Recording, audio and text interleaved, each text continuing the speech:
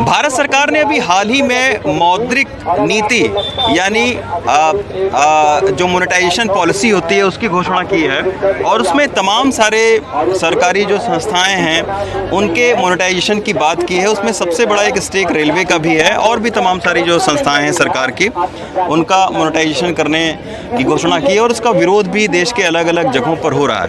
अच्छा उदित राज जी, ये बताइए कि आप जो है वो कांग्रेस पार्टी में हैं, तो SC/ST फेडरेशन की तरफ से आपको विरोध प्रदर्शन करने की क्या ज़रूरत है? आप पार्टी के साथ में जड़ लग कर तो 97 से है, परिसंघ 97 से है और ये NGO हैं और सामाजिक संगठन है। ये बहुत बड़ा NGO है। यहाँ हम कोई राजनीतिक लोगों को नहीं बुलाते हैं और ना कोई राजनीतिक भाषण देते। जो संविधान में अधिकार हमें प्रदत्त है हम उसकी मांग करते हैं। संविधान में हमारी भागीदारी दी गई है, वो भागीदारी हमारी छीन रही है। मुद्रीकरण के नाम से क्या होगा कि लूट लिया जाएगा। जैसे रेलवे है उदाहरण है, अब रेलवे को और चुस्त बनाने के लिए बैंक से लोन लेंगे और वो भी NPA कर देंगे बाद में। इस समय 10 लाख करोड़ से ज़्यादा NPA बैंक का है और इधर रेलवे का भी दोहन कर लेंगे और उधर नौकरी भी नहीं रह पाएगी। नौकरी कैसे नहीं रह पाएगी? अब आर्टिफिशियल इंटेलिजेंस AI का ज़माना है, जहाँ 1000 मजदूर कार्यकर्ता या कर्मचारी काम करेंगे, वहाँ एक मशीन से काम हो जाएगा।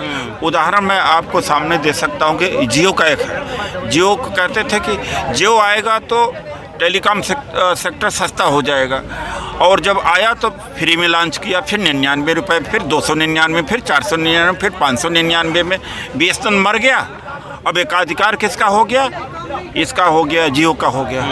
अब वो महंगा होता चला जा रहा, महंगा होता चला जा रहा। ये छलावा है। तो आपको लगता है कि मौद्रीकरण जो नीति है उसका खामियाजा ज़्यादातर SC/ST और जो पिछड़ा वर्ग है उसको भुगतना पड़ेगा? उसको ज़्यादा भुगतना पड़ेगा। वैसे सवर्ण और सभी समाज के, जो कि पूंजीपति मुनाफे के लिए कमाए, मुनाफे के लिए उद्योग चलाएगा, नौकरी नहीं देगा। नौकरी देने का काम करता है सरकारी सेक्टर और मुनाफाखोरी उसका ध्येय नहीं होता है। तो जैसे आज समर्थ समाज के करोड़ों बच्चे हैं, इंजीनियर हैं, डॉक्टर्स हैं या टेक्नीशियन हैं, तमाम सारे कोर्सेज किया है, कहाँ जाएंगे? उनके लिए भी एक तकलीफ, उनके लिए भी एक चुनौती है। और SC/ST OBC की तो भागीदारी ही केवल सरकारी नौकरियों में, शिक्षा में थी और वही अगर ख़त्म हो जाएगा तो पुराने ज़माने में पहुंच जाएंगे। जो मनु की इनकी व्यवस्था, उस मनु की व्यवस्था में पहुंचाना चाहते हैं। अच्छा एक चीज़ और सर बताइए, आपको नहीं लगता है कि तमाम सारी जो यूनियन हैं वो भी अपने स्तर पर जो है वो मौद्रीकरण नीति का विरोध कर रही हैं? आपको नहीं चाहिए कि आप एक बड़ी ताकत बनने के लिए उनके साथ में भी समायोजन आपको होना चाहिए? काफ़ी दिनों तक इंतजार किया, कहीं नहीं से आवाज़ उठ रही थी तो आज शुरुआत किया। आपकी बात, मैं उस बात को अब आगे बढ़ाऊंगा।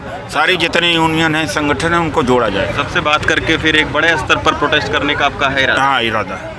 अच्छा, तो ये थे उदित राज जी जो कि लगातार मौद्रीकरण नीति के खिलाफ में प्रदर्शन कर रहे हैं। उनका कहना ये भी है कि इस मौद्रीकरण नीति का सबसे ज़्यादा खामियाजा SC/ST और जो पिछड़ा वर्ग से जुड़े लोग हैं उनको भुगतना पड़ेगा, क्योंकि जब सरकारी नौकरी नहीं रहेगी तो फिर आखिर आरक्षण उनको कैसे मिलेगा। तो ये एक बहुत बड़ी चिंता है एक बहुत बड़े वर्ग की, और सिर्फ SC/ST और पिछड़ा वर्ग की ही चिंता नहीं है, ये तमाम सारे जो कर्मचारी संगठन हैं उनकी भी चिंता है। क्योंकि जब एक बार मौद्रीकरण नीति के तहत ये संस्थाएँ जो है वो प्राइवेट हाथों में जाएंगी तब उनको लगता है कि उनकी भी नौकरियों पर संकट होगा।